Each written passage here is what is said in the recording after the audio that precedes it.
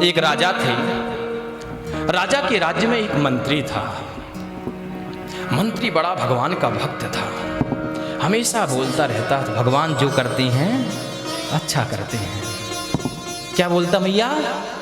भगवान जो करते हैं अच्छा करते हैं। भगवान की पूजा करता। एक दिन की बात है कि राजा प्रैक्टिस कर रहे थे, हाँ अभ्यास कर रहे थे।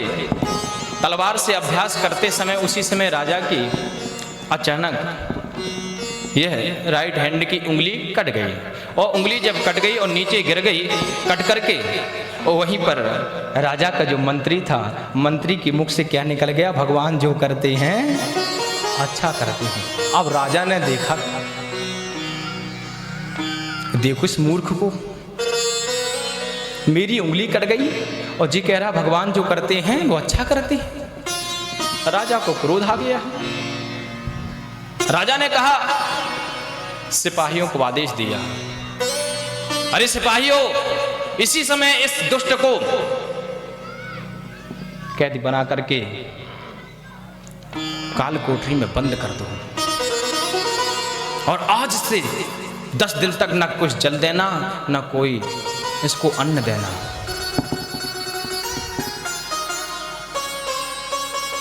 सभी सिपाही दौड़ी दौड़े आए और यहाँ मंत्री साहब के दोनों हाथों में हथकड़ियां बांधी और तुरंत वहां से घसीटती हुई ले गई।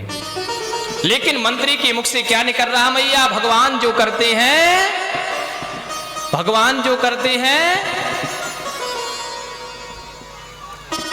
प्रसन्न है। अब लेकिन यहां मंत्री तो जेल में बंद हो गए, कारागार में बंद हो गए। एक दिन हुआ, 2 दिन हुआ, तीसरे दिन राजा साहब गए जंगल में शिकार खेलने के लिए, और शिकार खेलने के लिए मैया गए। उसी समय के उसी जंगल में एक डाकू ने माता भद्रकाली से मन्नत मांगी थी कि अगर हमारे घर में पुत्र रत्न की प्राप्ति होगी तो हम क्या नर बलि चढ़ाएंगे। क्या चढ़ाएंगे? नर बलि, पुरुष की बलि चढ़ाएंगे। राजा घनघोर जंगल में गया। राजा के जितने भी सैनिक थे सभी छिन्न भिन्न हो गए। बेचारे राजा साहब फंस गए डाकुओं के चंगुल में। कौन फंस गए भैया? कौन फंस गए? ध्यान किधर है? बोलो राधे राधे।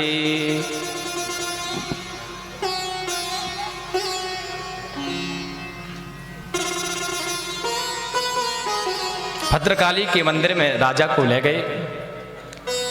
राजा को दिव्य 56 प्रकार के व्यंजन खिलाए गए, और वहां डाकुओं का जो सरदार था वो आया, भद्रकाली की पूजा की। राजा साहब के दोनों हाथों में रस्सी बांध करके और जैसे ही खड़गे उठाया, पुजारी जी ने कहा कि देखो पहले इसको देख लो कि कहीं खंडित तो नहीं है। क्या नहीं है? खंडित, क्योंकि भद्रकाली पराम्बा जगदम्बा खंडित बलि नहीं स्वीकार करती है। जैसे ही देखा कि राजा की उंगली कटी हुई है। क्या कटी है? उंगली। कहा कि उंगली कटी है। पुजारी जी ने कहा कि भद्रकाली खंडित बलि स्वीकार नहीं करती, इसको छोड़ दो। डाकुओं ने राजा को छोड़ दिया, और जैसे ही राजा को छोड़ा मैया, अब राजा साहब समझ गए कि भगवान जो करते हैं अच्छा करते हैं। इसलिए जितनी भी विपत्ति आए, जितनी भी आपत्ति आए, जो भी दुख आ रहे हैं, जितनी भी संकट आ रहे हैं, ये सब हमारे लिए अच्छे के लिए ही ले। हम तो अभी का ही देखते हैं कि अभी क्या है, लेकिन भगवान तो हमारा पूरा भविष्य देखते हैं। भगवान के पास तो पूरा लेखा जोखा है जन्म जन्मांतर का। वो एक जन्म की नहीं देखते, जन्म जन्मांतर की देखते हैं। अब राजा के नेत्रों से आंसू बहने लगे।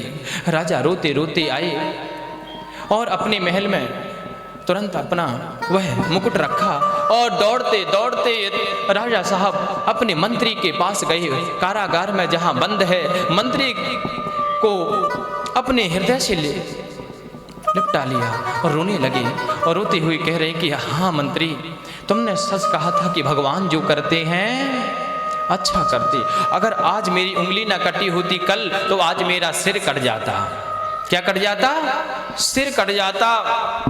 राजा के नेत्रों से आंसू बह रहे हैं भक्तों। जब राजा के नेत्रों से आंसू बह रहे हैं उसी समय क्या मंत्री ने कहा, राजन आप रोइए नहीं, आप रोइए नहीं।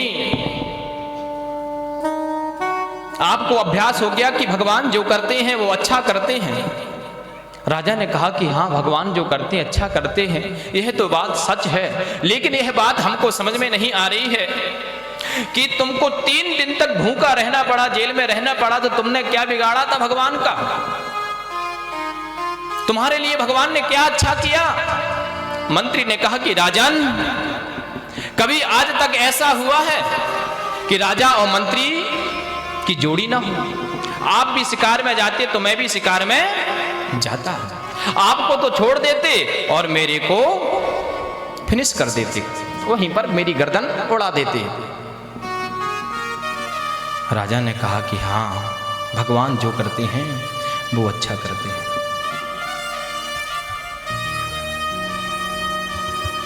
इसलिए हर निमेष, हर स्थिति में, हर परिस्थिति में भगवान का ध्यान करना चाहिए।